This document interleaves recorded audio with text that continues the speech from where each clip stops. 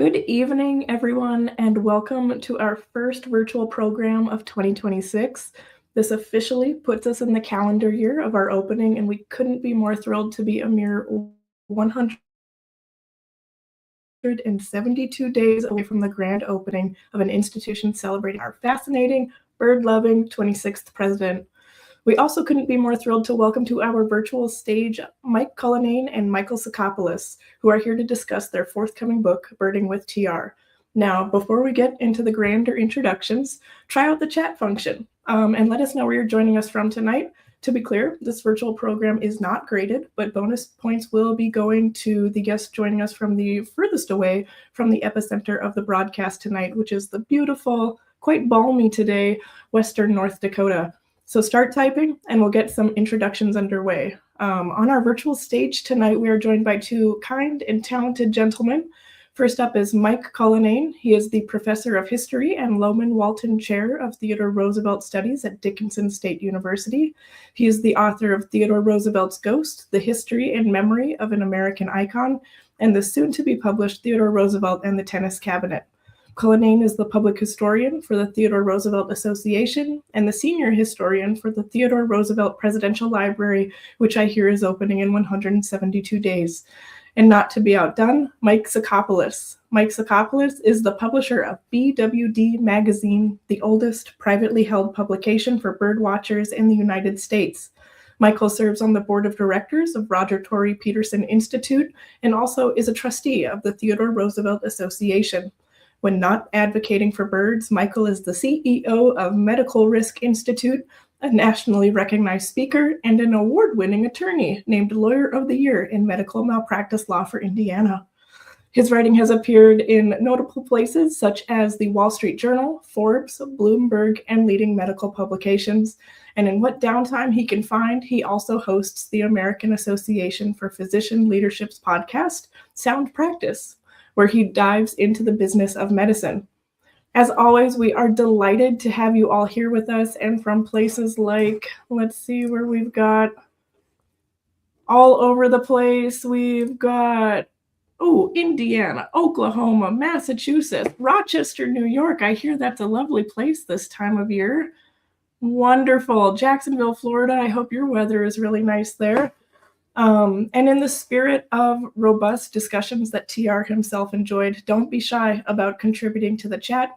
Insights, questions, and celebrations are all welcomed, and we'll leave time at the end to circle back for a Q&A with the authors. Without further ado, Mike and Mike, the floor is yours. That's great. Thanks so much, Marcy. And thanks to Matt as well for putting this program together. And we're delighted to be here, right, Mike? Absolutely. This is thrilling for me. Well, I wanted to make a disclosure, if you're okay with that. I hope the audience will appreciate that. We are not quite authors of this book yet. We are in the process of writing it. It's contracted and due to be released in 2027. And so this is a sneak preview of sorts. And also an opportunity, I think, for the audience to maybe influence our writing to a small extent anyway. I'll tell you a little bit today about the book project and where it's at. And then in the questions and answers section of the program today, we can talk a little bit about maybe what we've missed or what we should put in the follow-up book. How does that sound, Mike? That sounds great. This is a form of crowdsourcing to improve our product. So thank you all. Okay, so I'm going to throw on the slideshow now, and I think there we go. It's just popped up by magic.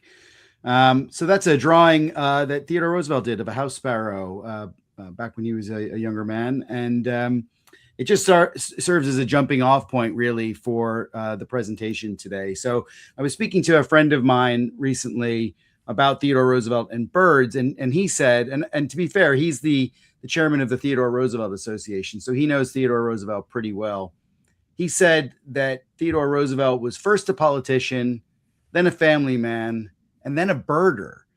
And that sort of struck me as something that's got to go on the cover of the book, or maybe the back of the book, but also something that is perhaps true, but not something that actually history has paid a whole lot of attention to. So I use that cartoon pictured there of Cleo, that's the muse of history, who is trying to define Theodore Roosevelt after his death. That cartoon was published in 1919.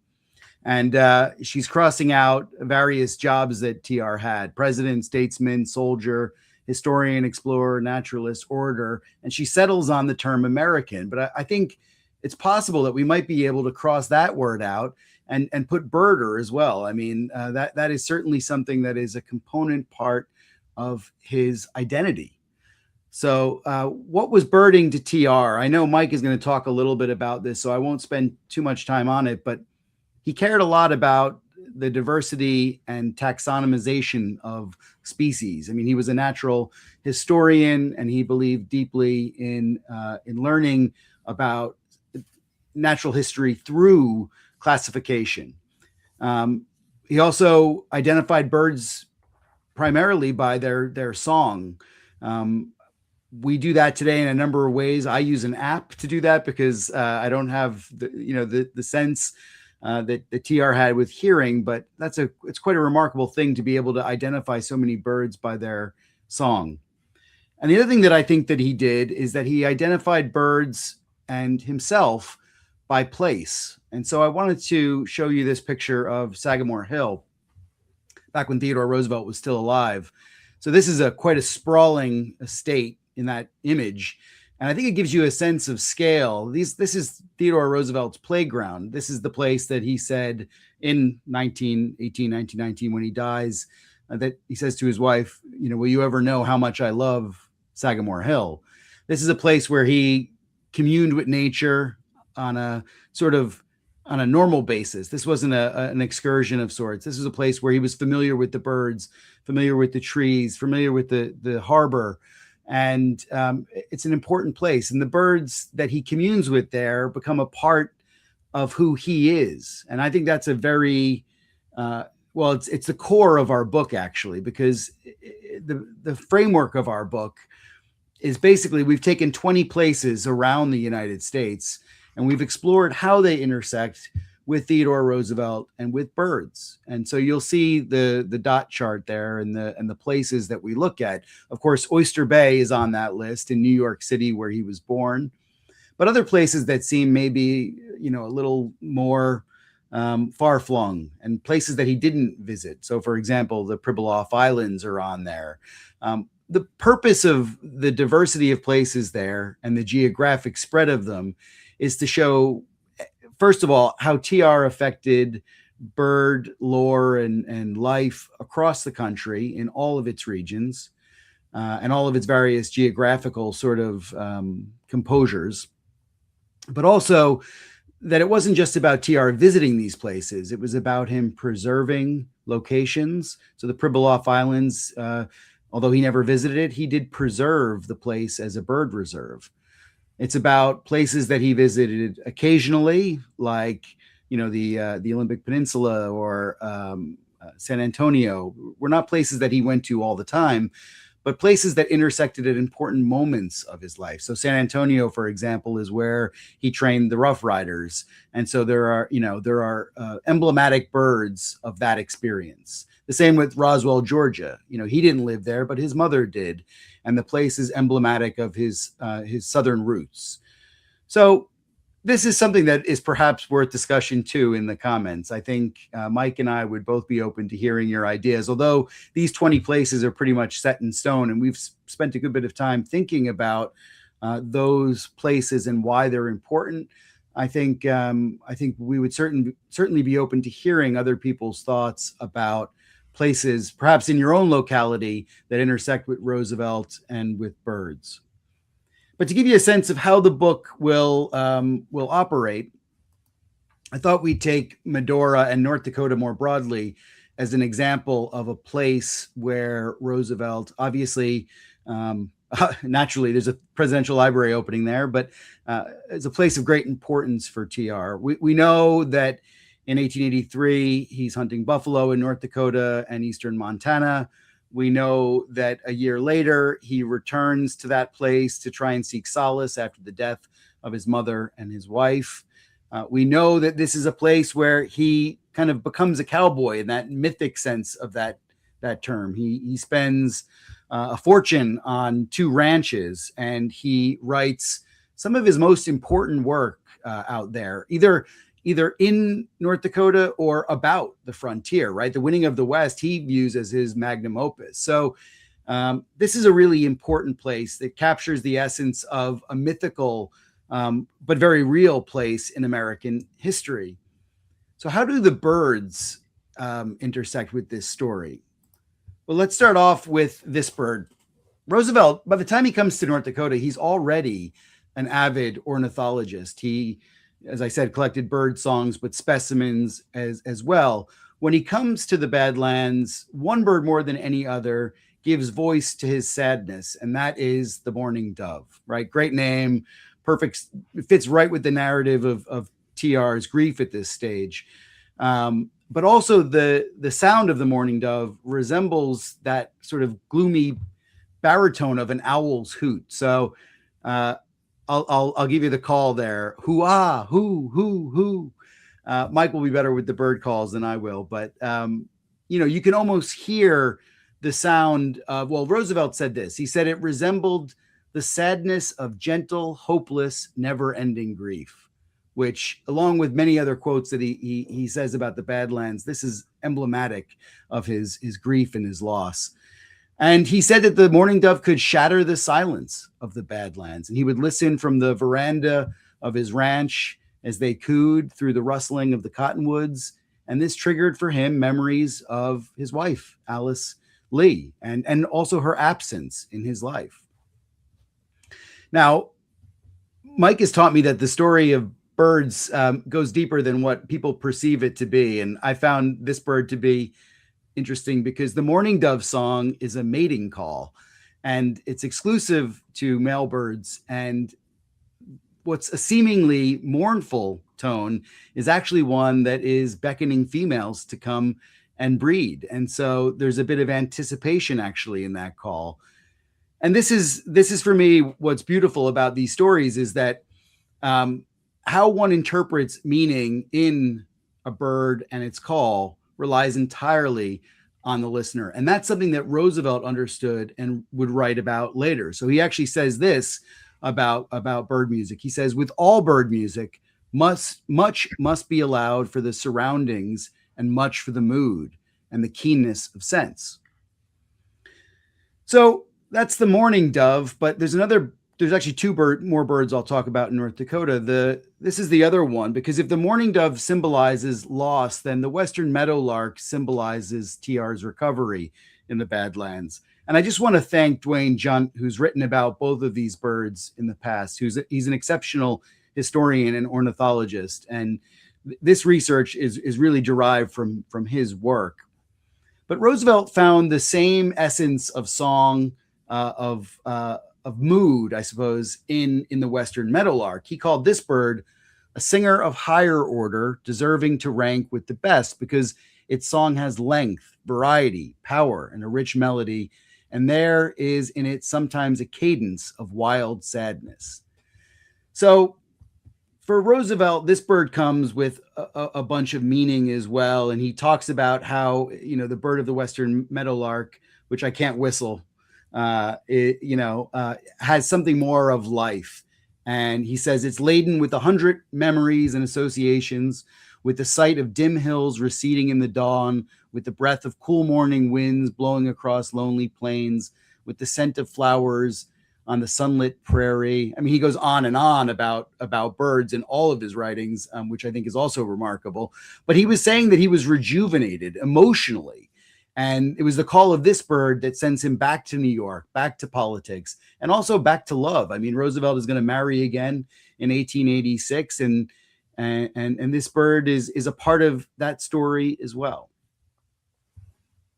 Now, as I said, while there are personal experiences that Roosevelt has, there's also stories in this book that are about conservation and birds that are really strictly, about conservation. So while the meadowlark and the mourning dove have to do with Theodore Roosevelt himself, this bird is much more important to the conservation story that Roosevelt is building as president.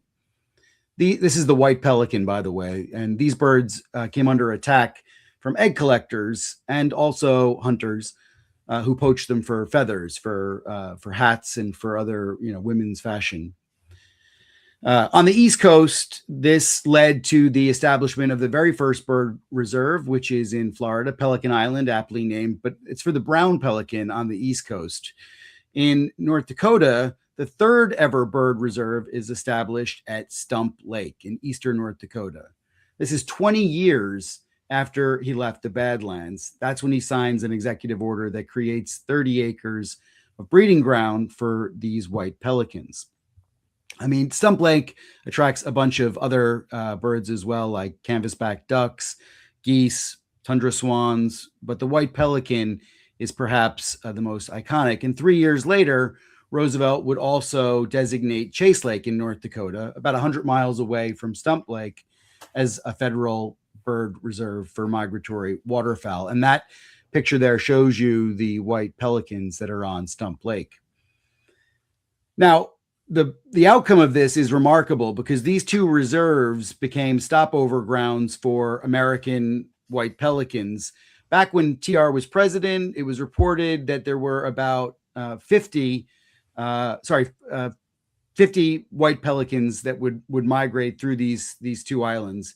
Nowadays, there's thousands of them. We think there's an estimated 3,000 white pelicans breeding or migrating through Stump and Chase Lake. So Roosevelt's revival of the white American pelican must be a little bit like, his own story of revival and triumph over grief and his perseverance. And although he never visited these places, that's, Stump Lake and Chase Lake, by making them reserves, he gave the birds the same kind of solace and peace that he knew in North Dakota. And so with that story, I'm going to pass you off to Mike now to talk a little bit more about a different place and TR in a broader sense. Well, very excited to be here. And I think you're getting the sense of just how important birds were to TR.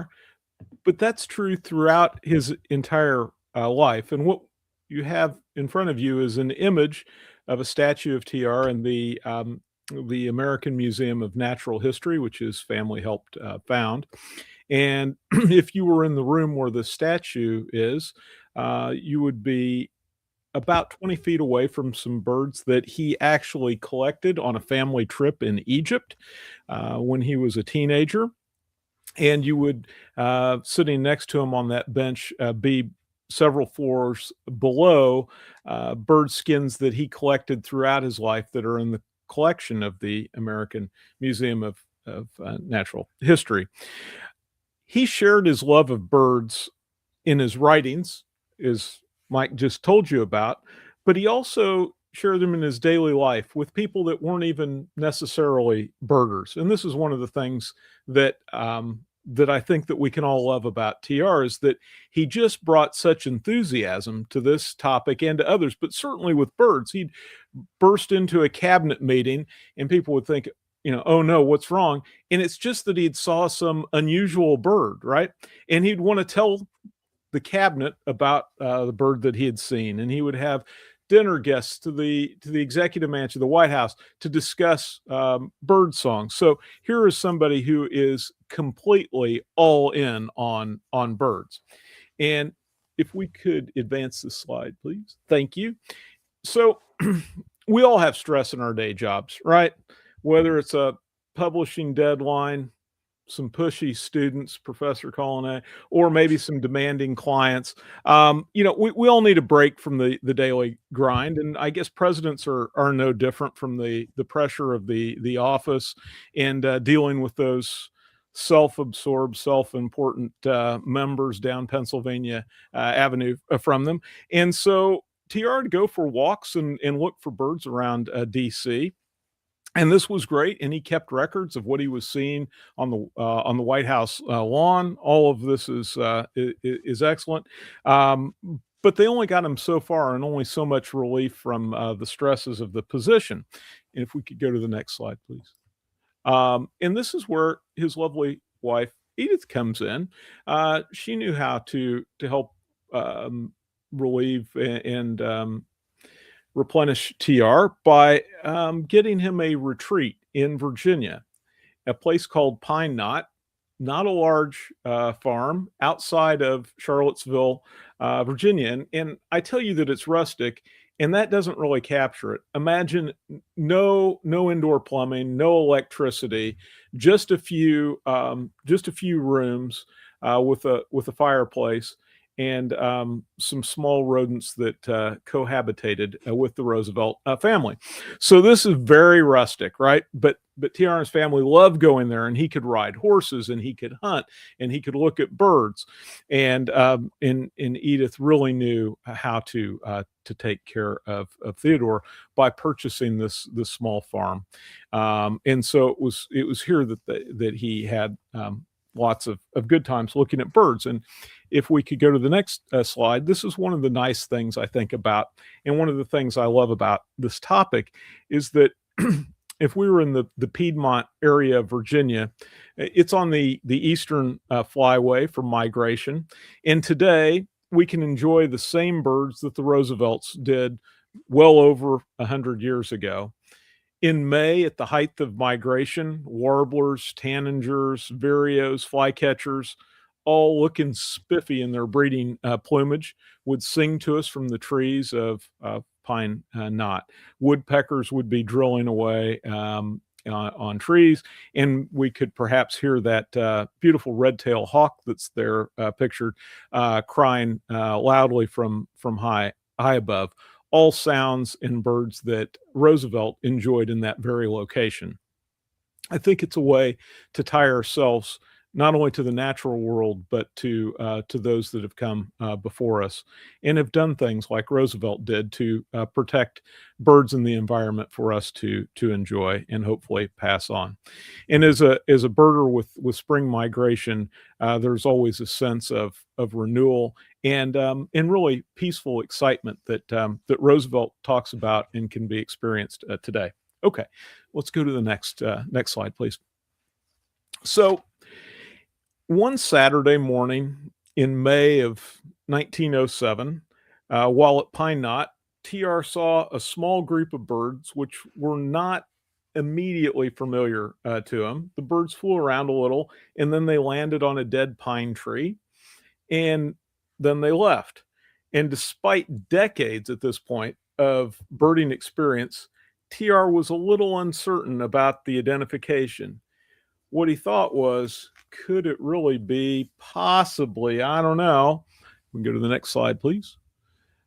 What you have here in front of you, the bird that's shown, was once the most numerous bird in the United States. It's a passenger pigeon. And it's really hard to overstate the number of passenger pigeons that were in the country east of the Mississippi. We go back to the early 1800s with John James Audubon, and he wrote of a flock that took 3 days to pass over a location in Kentucky where he was. The flock was so dense during that time period that it almost felt like a solar eclipse.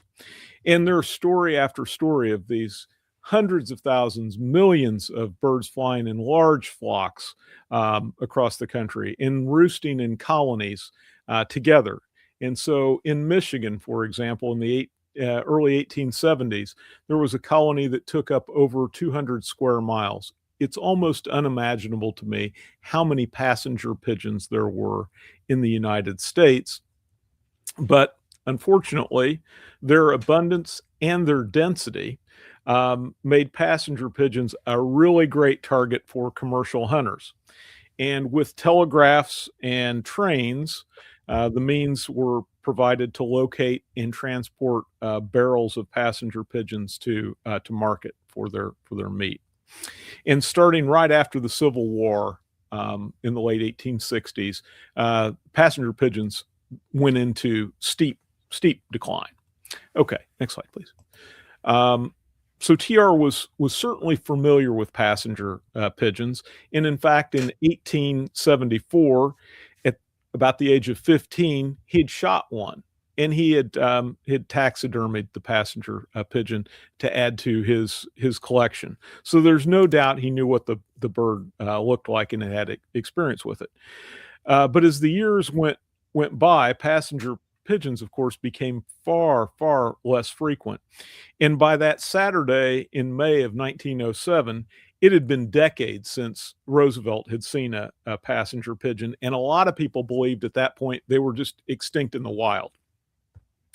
So TR was a little concerned, and you could understand why he would be reluctant to make that ID when people hadn't seen it in decades, and it was thought to be extinct by some. All right, next slide, please. So what do we do when we don't know? Well, he checked with an expert, and look, TR is the then sitting president. He had some resources, right?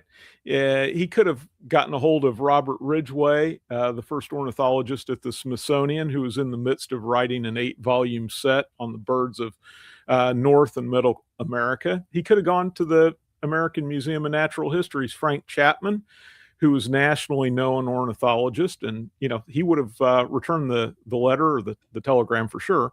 But instead, TR went to some friends. He went to Seahart Marion, who was the director of the U.S. Biological Survey, and he went to this gentleman that you see in front of you, John Burroughs. And Burroughs at this point was 70 years old and was perhaps the best known and loved naturalist of his day and a close friend of Roosevelt. In fact, Burroughs actually had been to Pine Knot and stayed with the Roosevelts. To best of my knowledge, the only non-family member guest that stayed with the Roosevelts at Pine Knot. Well, Burroughs was a little bit skeptical, and you can imagine that it's the president, right? You're not going to say, "Hey, you're way off base there, Roosevelt." No. So he kind of gently inquires, and ultimately he believes Roosevelt, but it was a bit tepid, I would say. Next slide. So Roosevelt decides he needs a little bit more. So he's going to check with a local expert. And next to Pine Knot was a farm known as Plain Dealing, and this farm had a farmhand named Dick McDaniel. And McDaniel was an African-American gentleman, and he was illiterate. But he had hunted and guided with Roosevelt and had gone birding with Roosevelt when Roosevelt was visiting Pine Knot. And Roosevelt respected him. And so Roosevelt wrote to the manager of Plain Dealing to ask McDaniel if he'd seen these birds. Because he couldn't write to McDaniel himself. Well, soon came back the letter that, in fact, McDaniel had seen the birds, and that he'd seen 2 small groups of passenger pigeons on May the 12th. And McDaniel reports it was the first time that he'd seen them in many, many, many years. Well, triumphant, TR writes to Burroughs and says, "I have collaborating evidence of the pigeons," right? He is he's gone through this and has confirmed what he believes with somebody who is a real expert local in the area, who's also seen them, someone he respects and knows birds. And so let's go to the next slide, because I think this tells us a lot about Roosevelt, or at least it does to me.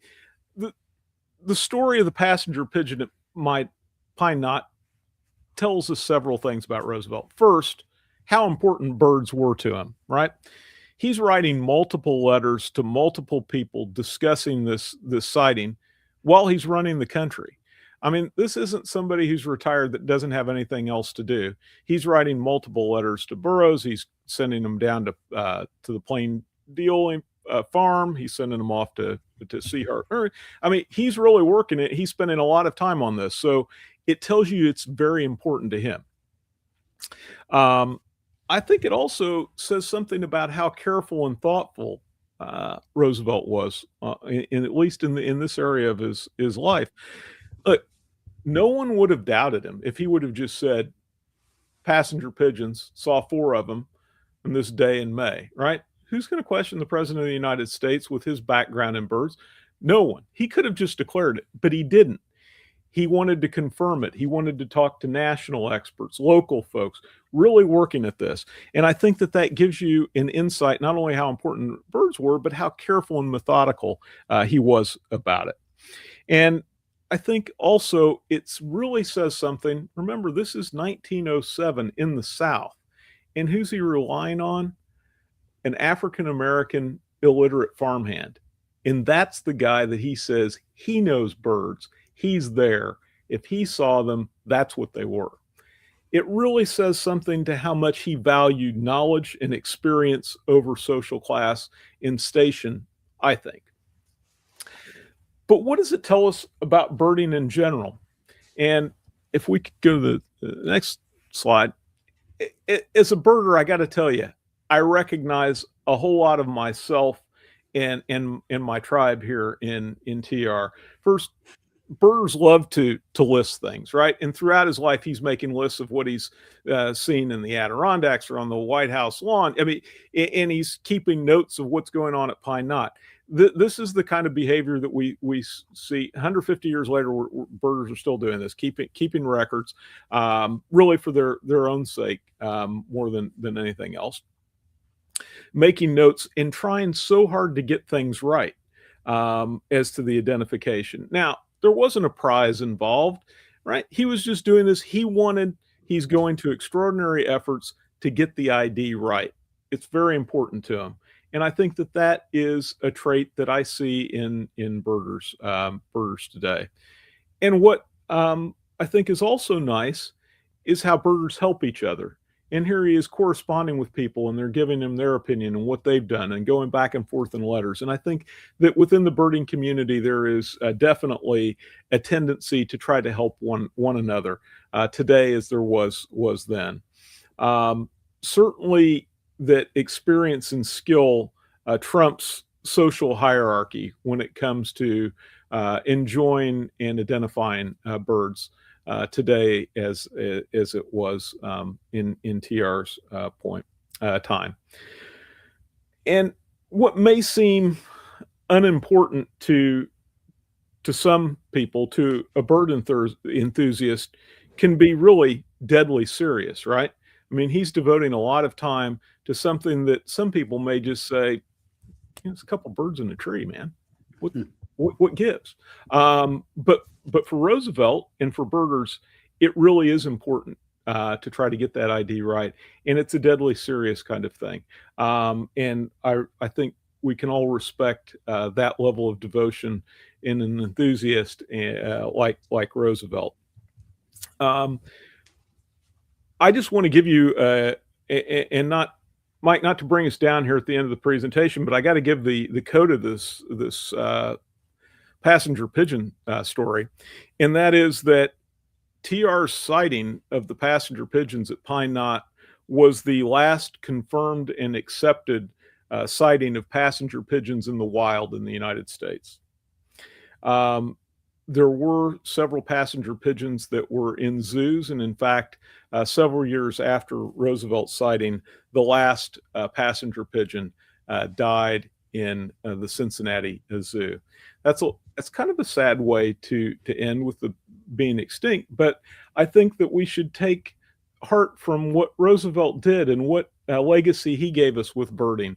He saved so many different locations and so many species of birds for us all to enjoy and for our children to enjoy for generations to come. And for that, I think we should be not only respectful, but eternally grateful. So thanks for the time, and I'd be happy to, as I'm sure Mike Cullinane would be, answer any kind of questions that we can. Thank you so much, Mike and Mike. That story of the passenger pigeon was more enthralling than I could ever have anticipated a story about a passenger pigeon to be. And although it is sort of that down note that we end on, exactly what you encapsulated, the enthusiasm that he had for these birds, of seeing this thing and then going to the national and the regional network of enthusiasts to confirm just his excitement about seeing that out and about, is just a wonderful story. And it really dovetailed nicely, Mike, with your discussion of birds really encapsulating a sense of place and emotion for TR when he was in the Badlands. So thank you so much. We do have a wonderful variety of questions. First up here from Cullinane, would you say that TR's identity as a birder was more important to him than that of a hunter conservationist? And do you think he ever would have done a big year? I love that question. That's a great, I mean, the big year one, Mike, I'm gonna punt that one to you, but I have something that I wanted to say about his identity as a birder and a hunter. I think they go hand in hand. I think TR, when he starts out as a naturalist, he starts out as a collector. He takes birds to make skins to mount. The snowy owl that he has is still at the American Museum of Natural History, and hopefully will feature at some point in the presidential library. So he is a hunter of birds. It's not until later when he sort of grapples with the power of cameras, which he's also a big fan of photography as well, that he starts to see the virtue of taking photos instead of specimens. And in fact, he writes to his friend Herbert K. Job, who publishes a book in 1905 called Wild Wings, that he's grappling with this idea of him being a hunter or a watcher of birds. And he kind of falls down and says that he'd be quite keen to take photos of birds, but he still wants to hunt big game. So, he kind of can't shake that. Mike's ending about being deadly serious about the passenger pigeon. We did not plan this, but I had a conversation with Kathy Dalton, the TR biographer, just before the new year. And when I told her that we were working on this book, Mike, she sent me off a letter that she said always reminded her of how important birds were to TR and to the Roosevelts more broadly. It's a letter from Edith to Quentin Roosevelt a couple of months before Quentin would die in war, and she puts an enclosed line from a story from Vernon Lee. It's a story called Acquaintance with Birds, but the line in it is remarkable. It says this: it said, "Birds, more than any other creatures, give us that sense of relief, of breathing space and margin, so necessary to our spiritual welfare." I mean, the whole family was thinking about birds as something that could relieve would make them more human, make them in more in touch with nature. So I think in some ways the whole family didn't hunt, but the whole family did engage with birds. I'll take on the big year. For those that may not be familiar with the concept, a big year is an event to see how many different species of birds you can see within one calendar year within a certain geographic area. And some people do all of the United States. Some people do a big year just for the state that they live in. I'm in Indiana. I could do an Indiana big year. Or I could do a national big year. But how many different species within that geographic area within the calendar year? Roosevelt's energy and enthusiasm when it comes to birds seems boundless. And the concept of a big year didn't occur for several decades, at least after he died. So it would not have been familiar to him, but it certainly seems like something that if he wasn't personally doing, he would be following those that did, giving their reports, right? And cheering them on to see more birds and being thrilled by it. It is the way Roosevelt would attack things. It would have been fairly all-consuming for him, and I don't know if he would have been able to pull that off. That's all speculation, because he had a few other things that he was working on. Could he have done it? But I know that he would have loved the concept and would have wanted to do it, and would have been following those that are participating in big years. That I'm confident of. And I love the idea of him sending off a letter to someone unbeknownst to that person doing the big year, getting a letter from President Theodore Roosevelt being like, "Oh my gosh, I can't believe you saw that." All right, we've got another question. Liz Owens from Indianapolis. In TR's time, how did the birders and hunters track migration patterns? Well, the evolution of studying bird migration really came on a little bit later from the scientific point of view, as I understand it. And I'm certainly, let me just put out the caution, I am not a trained ornithologist, and this is not my area of expertise. There would have been everyone's understanding of the birds coming through in the spring in plumage that is different than when they pass through in the fall and then they're gone. And where they went and why they were moving may not have been so clear, but certainly the fact that they were migrating was understood.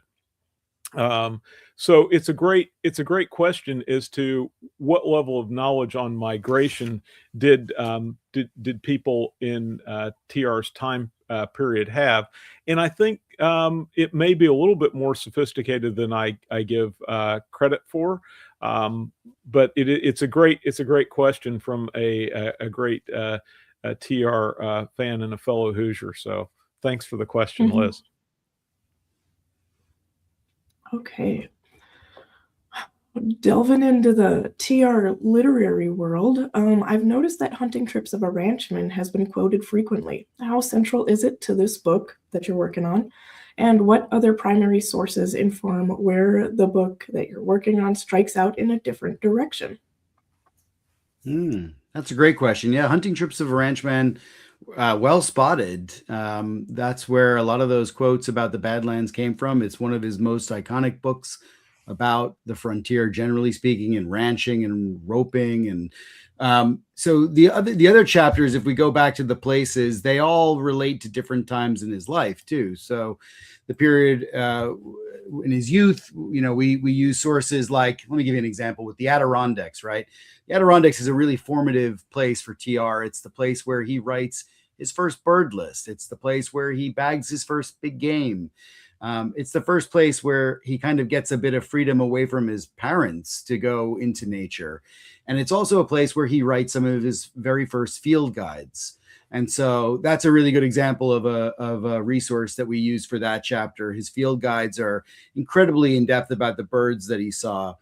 As president, when we look at places like Dry Tortugas or Pelican Island or the Olympic Peninsula, places that he made reserves out of, we can turn to obviously the executive orders that shaped the reserves, but also there's letters that he would have written back and forth to people that Mike has mentioned, like Merriam over at the Smithsonian, and who else? I mean, all of the ornithologists that he had made friends with, whether it's Burroughs or Merriam or whoever, those letters kind of inform those chapters. But there's some very personal ones there as well, like Island Falls, for example, where he retreats to after his father dies, and he tries to go hunting there. And, that's very much like the Medora chapter in the sense of grief and loss and finding yourself in escape. So they're all different, the sources. We don't just pull from Hunting Trips of a Ranchman, but gosh, that book is so good for quotes about North Dakota. Wonderful. All right. Let's see what else we've got. And this is apropos to me as someone who's just finished The River of Doubt by Candace Millard. Anything special from TR's adventures charting the River of Doubt? As far as our book, we're concentrating his actions in the U.S. Certainly, TR birded in a number of places, and in fact took ornithologist George Cherry with him to the Amazon, and brought back skins for museums in the U.S. From that. It's not part of our book, but it certainly speaks to his interest in birds, whether he was looking at them as a boy or early teenager in Egypt or in the Amazon, you name it, Cuba, Panama, even Ireland, right, Mike? Yeah, well, he never made it to Ireland, but But definitely, Mike, this is an opportunity. Danny's point is it's either our second edition or a follow-up book. It's TR in the world, right? I mean, so he goes with like Edward Grey on a bird walk in England, and Edward Grey is blown away. Edward Grey was the foreign minister during the First World War. He's blown away because TR knows more bird calls in England than Edward Grey does in his own backyard. Or in Egypt, where he shoots a starling, which nowadays we think, okay, well, starlings are all over the United States. But back then they were an invasive species that were rather rare in America. But he shoots a starling with a shotgun on the Nile. And in Syria, he shoots birds. And I mean, so there are a number of places around the world that we could take this book on tour and or at least a second edition, Mike, I think. Sounds good. Sounds good to me. Mm-hmm. I'm voting for volume 2 as well. Was Roosevelt kept aware of developments in his bird reserves, and did he get to learn of the successes or failures, if there were such? Good question. And he did, in fact, he went to a place that he made a bird reserve, Brenton Island, which is off the coast of Louisiana. It's still there and still a bird preserve today.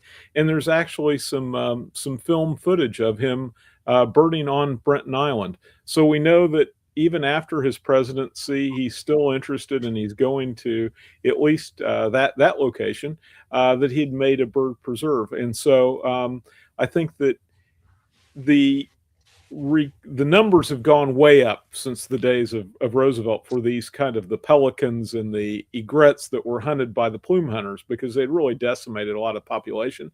And he didn't live long enough to see the tremendous rebound that we can enjoy today, but he put the foundation in for that to happen. And I believe that numbers were already increasing during his lifetime. Wonderful. In TR's naturalist pursuits, how did he navigate the tension between collection and conservation? This is a hard one to answer because I'm not a hunter, and I'm not really a naturalist either. So I can only explain it through Darren Lundy's work and his own person. So Darren is like TR, right? Like Darren collects specimens. Darren is a naturalist and a scientist, and his book, The Naturalist, about TR is one thing, but Darren's own personal story of collecting is something that is remarkably similar. And that's the only way that I can understand TR. You know, a lot of people describe TR as having bloodlust. I really think that's wrong. I don't subscribe to that at all. I mean, while I've never shot 100 birds of a single species, I know that Darren has, or trapped them. And I think that, you know, Darren can explain better why doing that is an act of conservation rather than an act of like bird genocide.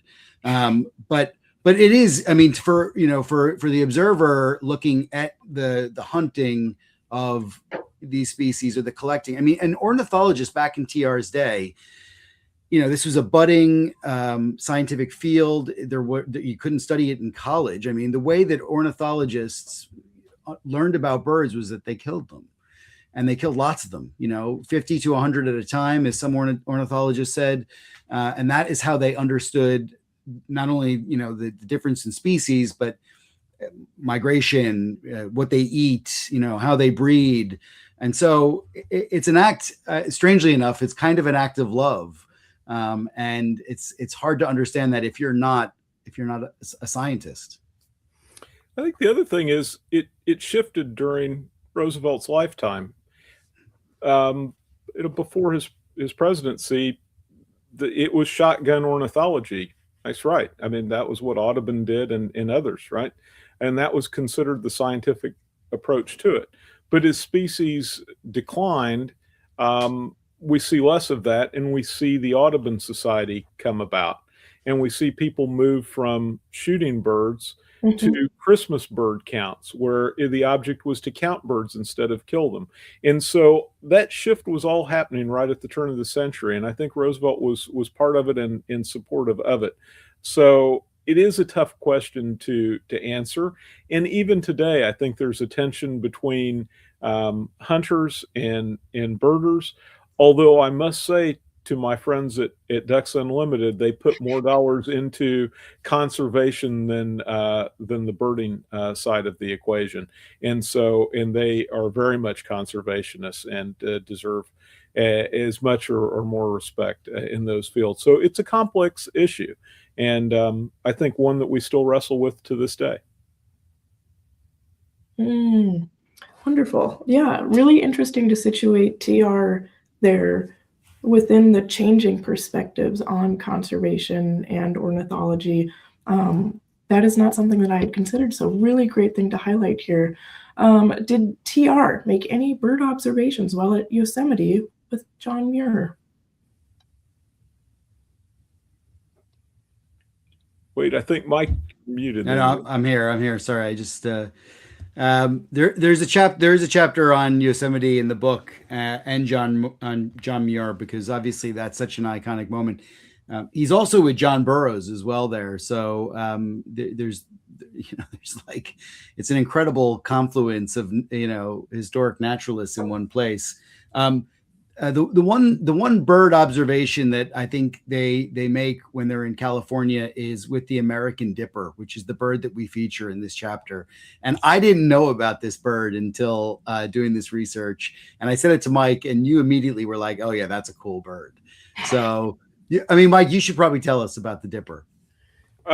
It's a neat little bird that likes running water. So it will be, in the streams coming down from the mountains. There'll be a small little dark bird, and they have the ones that I've seen, and it's a Western bird, right? So I don't get to see it on a daily basis, but they're a beautiful bird, and they're quiet, and they hunt in these streams. And I can remember specifically the looking at it and watching it has a nictitating membrane on its eye that goes across its eye, and it's a neat biological feature that many birds have, but it was seemed more pronounced on this bird than others, and maybe that was just that I got a good view. I don't know, but it is a way cool bird that you should look for if you're ever hiking, because it's a little guy, and it'll be looking for something good to eat in those streams. Mike, you've got the best scoops on neat little birds. I try. That's very kind of you to say. But I make up what I don't know in knowledge. I make up for in enthusiasm. So I'm trying. And I'm a willing buyer, apparently. All right, let's round it out with one question here from Alice. Did TR consistently collect and create taxidermy birds throughout his life? And what is the progression of his relationship with taxidermy birds, or the bird as an inanimate object? Yeah, I mean, we covered this to a certain extent, but maybe we could elaborate a little bit more, because he does shift away from shooting birds, and he never shot songbirds really either. That was a big distinction that he made later in life.